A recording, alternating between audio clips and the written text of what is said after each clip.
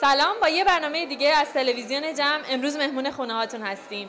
برنامه رو امروز از گالری مکیک شروع میکنیم. با ما باشین. در مراسم اختتامیه گالری مکیک هستیم با حضور 13 هنرمند ایرانی که آثار نقاشی خودشون رو به نمایش گذاشتن.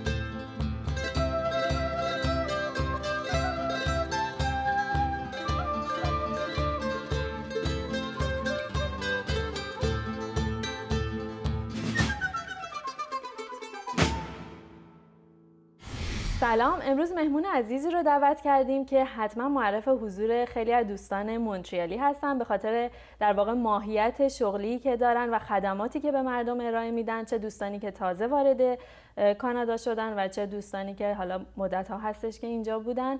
امروز در خدمت خانم آرزو تحویلداری یکتا هستیم، مدیر مسئول دار و ترجمه رسمی یکتا. خیلی ممنون که در واقع دعوت ما رو پذیرفتین. خیلی متشکرم. میدونم هم که سرتون خیلی شلوغه این روزا. سلام دارم، ما عرض ادب خدمت هموطنان عزیز و بینندگان تلویزیون جمع. باعث افتخارم هست که امروز در خدمتتون هستم. اگر بتونم سوالاتی رو پاسخ بدم. من چند تا سوال آماده کردم که میدونم سوال خیلی از دوستان عزیزمون هستش و اون اولین سوالی که میپرسم در مورد گواهینامه هستش. دوستانی که تازه میان وارد مونتریال میشن و خب دوست دارن گواهینامه اینجا رانندگی بکنن، گواهینامه اینجا رو داشته باشن، این پروسه این کار به چه صورت هستش؟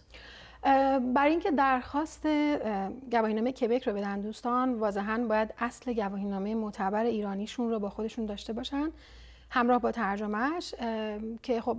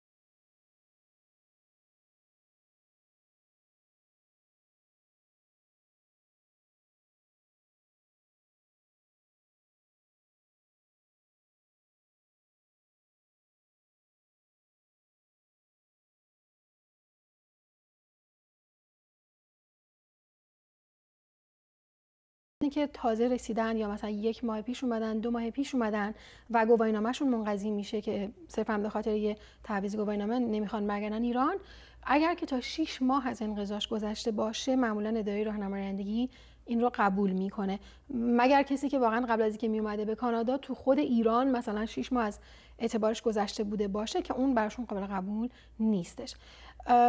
ولی اگر کسانی هم اینجا منقضی شده باشه و دیگه نتونن اصلا استفاده بکنن، الان یه تمهیداتی رو کردن که در واقع اینجا با انجام معاینه چشم، اگر که به خصوص وکیلی رو در ایران داشته باشن برای خودشون، قابل ارائه در ایران هست برای تمدید گواهینامه‌شون.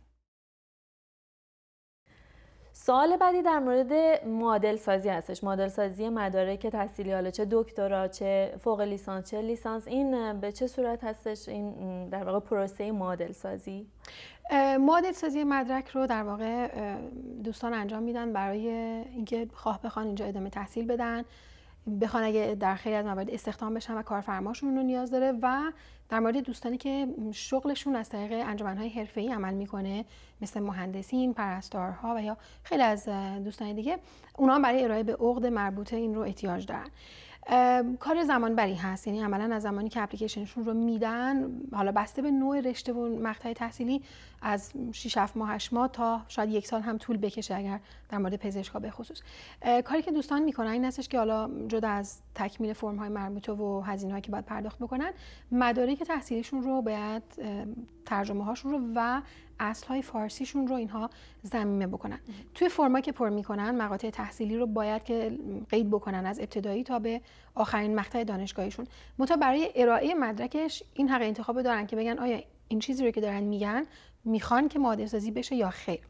با توجه به اینکه واقعا با همون $113 که برای هر اپلیکیشن پرداخت میکنن این همه رو پوشش میده، و اینکه مثلا میگم ترجمه دیپلمشون و مقطع متوسطشون ممکنه برای کالج به درد بخوره، خب خیلی مقروم صرفه‌تر و معقولانه تر هستش که واقعا همه اینها رو توی همون اپلیکیشن بگنجونن.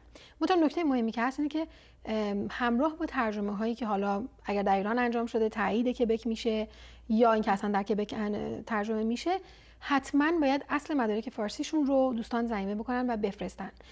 اگر که میخوان اصل مدارکشون رو نفرستن، باید کپی برابر اصل اونها رو بفرستن. و این نکته است که ما امروزه باش خیلی مواجهیم، چون اکثر دوستان تصورشون است که خب کپی برابر اصل رو همینجا در خاک کانادا با در دست داشتن اصلش از طریق نوتاری پابلیک ها یا کمیشنر ووت میتونن انجام بدن، در حالی که اینطور نیست. و اداره MICC و کلا اداره مهاجرت در کلیه دبایرش مشخصا گفتن که هر کسی از هر کشوری در کشورش باید به چه مرجعی مراجعه بکنه برای انجام این کار. در کشور ایران دفاتر اسناد رسمی اون مرجع مربوطه هستن. برای این دوستان باید حتما اگر که دارن هنوز تشریف نیاوردن به کانادا، همراه با خودشون کپی برابر اصل مدارک تحصیلیشون رو در دفتر اسناد رسمی انجام بدن بیارن. اگرم که آوردن و اینجاست، خب چاره‌ای ندارن جز اینکه بفرستن و این کار انجام بشه. مهری که دفتر اسناد رسمی هم میزنه از مهر برجسته و اون مهر برابر اصل، اینا همه به فارسی هست و عملاً اونا هم همیشه میگن چون اینها به زبون غیر انگلیسی و فرانسه است، حتما باید محتویات اون مهر ترجمه بشه. برای این در نهایت وقتی هم که آوردن برابر اصل شدهش رو، ما اون قسمت مهرها رو باید براشون ترجمه بکنیم. اگر غیر این باشه، غیر از کپی برابر اصل محضری ایران یا غیر از اصل فارسی همراه با ترجمه، پرونده‌هاشون برمیگرده. اوکی، ممنون. و سوال آخر در مورد دانشجوهایی هستش که از طریق در واقع تحصیلی میان اینجا، ویزای تحصیلی میگیرن و بعد از اینکه 1 سال اینجا میمونن باید اپلای کنن برای پرمننت رزیدنت و جدیداً مثل اینکه یک سری از مدارکی که حالا میفرستن و برمیگردونن. این به دلیلش چی هستش؟ فکر می‌کنم دلیلش دقیقاً برمیگرده به همین مطلبی که الان صحبت کردیم. چون در اکثر مواردی که پرونده‌ای که ما دیدیم دوستان آوردن و برگشت خورده بهشون، واقعا ایراد از ترجمه، حالا چه ترجمه ایران چه ترجمه اینجا، بحث از ترجمه نبوده و فقط دست گذاشتن روی در اکثر موارد رو همین بحث کپی برابر اصله. یعنی دوستانی هم که از داخل خاک دارن درخواست میدن، علیرغم اینکه اصلای فارسیشون اینجا پیششون هست، ولی اون کپی معمولی اون که به ضمیمه بشه یا حتی کپی که اینجا برابر اصل بشه مورد قبول امیگریشن نیست و حتما باید اینها رو بفرستن برای دفاتر اسناد رسمی ایران برابر اصل بکنن، مجددا بیارن اون مهرای برابر اصلش ترجمه بشه و بعد اونها رو همراه با ترجمه هاشون لحاظ بکنن. از نتیجه کلی که میگیریم اینه که بهتره که مدارک رو کلا بیارن اینجا ترجمه کنن تا اینکه در ایران ترجمهش بکنن. حالا یا جای دیگه میشه این نتیجه رو گرفت که شاید دردسرش کمتر از این که باز دوباره بخوان همه مدارک رو اینجا چک بکنن اگر مشکلی پیش اومده باشه.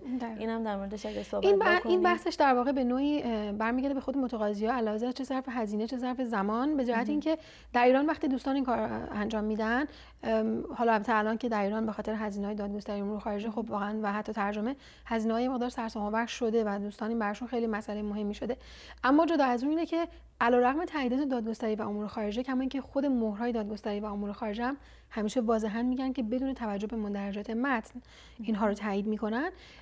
عملاً چون این تضمینی بر کیفیت ترجمه نیست و وقتی میاد اینجا متاسفانه خب مواردی مشاهده میشه، یعنی کارا باید چک بشه و ترجمه ایران اکثرا به حال نیاز به اصلاحاتی پیدا میکنه در خیلی از موارد. اینه که یک بار اونجا هزینه ترجمه رو در ایران پرداخت میکنن، حالا با یا بدون دادگستری و امور خارجه، و بعد وقتی هم میاد اینجا باز اون باید تایید مترجم کبک بشه که اونم به حال یه هزینه‌ای ولی ولو کمتر از هزینه ترجمه ولی هزینه رو در بر داره. این هستش که اگه یک دفعه به نظر من خودشون حالا تصمیم با هر کسی هست ولی اینجا انجام بدن خب یک بار هزینه پرداخت میکنن و شاید بهتر باشه، زمان کمتری هم میبره.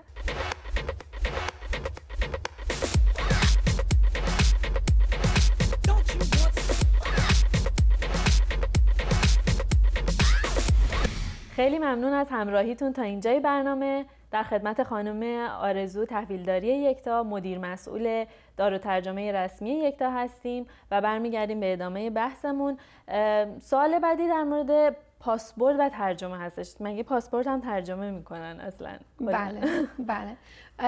این سوال فقط از طرف شما نیست، خیلی از دوستانی که میان فکر میکنن پاسپورت فقط همون کپیشو بذارن کفایت میکنه و نیازی به ترجمه نداره. منتها در واقع تمامی داده هایی که داخل پاسپورت هست، از همون صفحه اول عکس دارش که شروع بکنیم به بعد الزاما انگلیسی نیستن، از جمله مثلا شماره ملی در صفحه اول انگلیسیش نیومده و صفحات بعدی یا در صفحه 6 معمولا ما اجازه خروج رو داریم که در حالت عادی اجازه خروج دائم برای همه هست. در مواردی که دانشجو هستن که اجازه خروج دانشجویی دارن به صورت مدت دار در واقع، و یا کسانی هم که حتی مقیم اعلام کردن که مقیم کانادا یا هر کشور دیگه هستن اونها هم اجازه خروج دارن. برای این محتویات همه عملاً هیچ وقت به انگلیسی نیست و نیاز به ترجمه داره. و نکته مهمتری که در گذرنامه باید ترجمه بشه و در واقع مورد نیاز اداره مهاجرت هستش برای حالا یا تمدید کارت اقامت یا درخواست تابعیت و شهروندی، سفرها و خروج و ورودهایی هست که دارنده اون گذرنامه به ایران یا حالا به کشورهای دیگه داشته که در مورد ما بحثمون رو مهرای ایرانیشون هست در واقع، و ما اینا رو همه ترجمه می‌کنیم. مهرام ترتیب تاریخ زمانی میشه و اینها ضمیمه اون 40 صفحه کپی رنگی گذرنامه میشه، ولو صفحات خالیش که بعد عملاً وقتی با مهر و امضای مترجم میاد و ضمیمه ترجمه میشه خب رسمیتش کامل خواهد شد. بعد این رو میتونن ارائه بکنن برای درخواست کارت اقامتشون، تمدید کارت اقامت یا برای تابعیت و شهروندیشون. در آخر اگر خودتون سوالی فکر میکنین که من نپرسیدم و لازمه که بگیم حتما میتونیم در موردش صحبت بکنیم. تنها نکته‌ای که به ذهن من میرسه که اینم باز در راستای همون بحث کپی برابر اصل هست در واقع، مربوط میشه به دوستان پرستارمون که اونها هم اینم باز خیلی از نکته مهمی است. بقیه روال کاراشون مثل مواردی بود که توضیح دادیم، ترجمه اگر در ایران شده اینجا تایید میشه، اگر نه همینجا ترجمه میشه، ولی بحث شناسنامه نرس ها هستش. انجمن پرستاران برای نرس ها فقط کپی برابر اصل محضریشون رو میخواد. در خیلی از دوستان نمیدونن و میان با اصل شناسنامه‌شون، همه پرونده‌هاشون هم آماده است، ممکنه در وهله اول انجمن پرستاران پروندهشون رو تشکیل بده، کارهای اولیه‌شون رو انجام بده، ولی همیشه خودش واضحا میگه پرونده نهایی نمیشه تا زمانی که کپی برابر اصل شناسنامه‌تون به دست هم برسه. اینکه دوستای پرستار هم اگر که از ایران هنوز نیومدن چه بهتر که کپی برابر اصل شناسنامه‌شون رو با خودشون بیارن. اگر هم اینجا هستن که به هر حال باید این کارو انجام بدن تا پروندهشون توی عقد پرستاری انجام بشه. خیلی ممنون از توضیحاتتون. اگر در آخر صحبتی با بینندگان عزیز دارین میتونین که باشون صحبت بکنین. خیلی ممنون از دعوت شما، باعث افتخارم بود که امروز تو این جلسه حضور داشتم. امیدوارم توضیحاتی که دادم مورد استفاده دوستان بوده باشه. اگرم که موردی سوالی بود و خدمتی از ما برمی‌آمد لطفاً با دار ترجمه یکتا تماس بگیرین. شماره تلفن ما هست 514 439 8501. متشکرم. خیلی ممنون که تا اینجای برنامه با ما همراه بودیم. میریم که قسمت بعدی برنامه رو نگاه کنین. ممنون.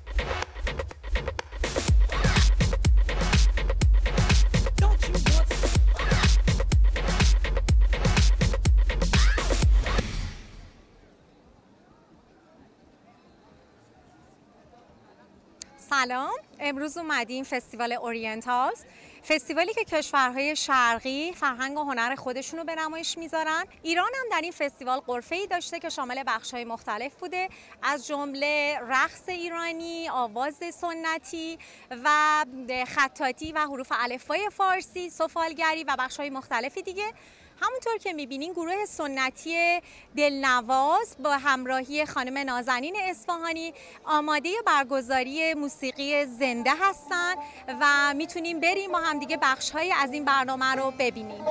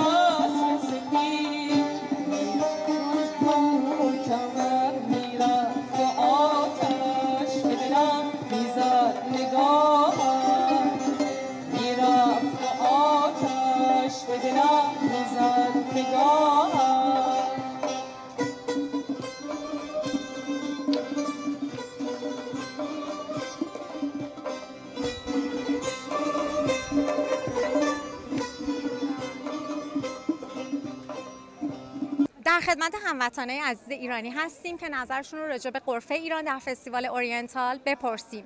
شما از غرفه ایران بازدید کردین؟ بله بازدید کردم. دفعه اولم هم بود که این غرفه رو می‌دیدم. تشکر داره واقعا از حالا برگزار کننده ها، ولی به نظرم حالا جای کار بیشتری هم داره. در خدمت آقای فروتن هستیم، یکی از افراد برجسته در غرفه ایران که آموزش خطاطی و حروف الفبای فارسی رو به کسایی که از این غرفه بازدید می‌کردن نشون میدادن و یاد میدادن. میتونیم نظرتون رو راجع به این برنامه بدونیم و کلا توضیح بدیم فستیوال اورینتال چه برنامه ایران چه نقشی داشته؟ بفرمایید.